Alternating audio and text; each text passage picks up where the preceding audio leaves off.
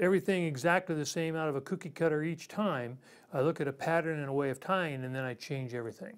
Like for tarpon, I always think you need 3 main ingredients. You need, in the colors, you need a bright fly, you need a dark fly, and you need a neutral fly.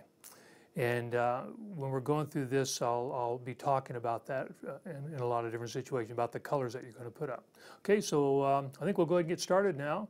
If sometimes I get ahead of myself, or I might tell a story, I may lose track of where I'm at, but so if you see me kind of looking around, it's just me trying to get my bearings in here and trying to do this in a step-by-step manner. So if I do a step, forget something to tell you, I might go back and tell you about it. Just be patient with me on that.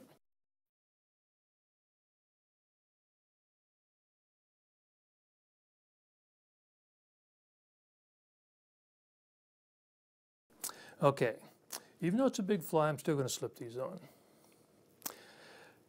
We are starting out with, as I said, the shock treatment. This is a fly that's been very good for me in the Yucatan and Belize for snook, for baby tarpon, and for larger tarpon.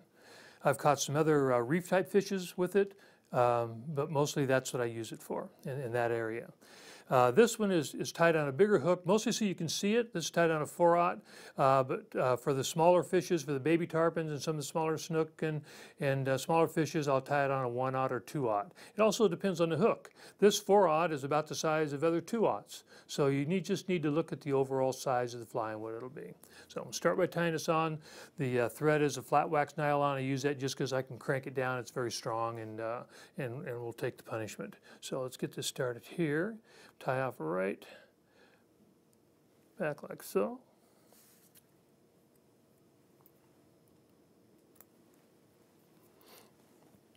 Now this takes, what I'm looking for in this pattern was movement, a lot of movement. And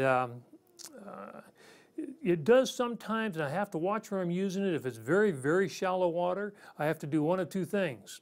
Not use it, or use it with a lighter hook. This tends to be a fairly heavy hook here, and it would be good in deeper water, but I also tie them on lighter wire hooks. So the first ingredient to go on here is a black marabou tail.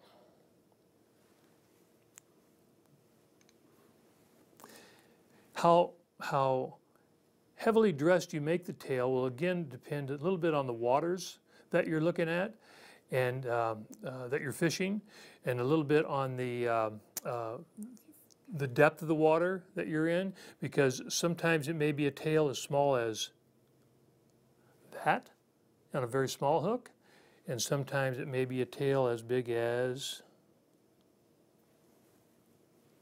4 of these together. What a mess.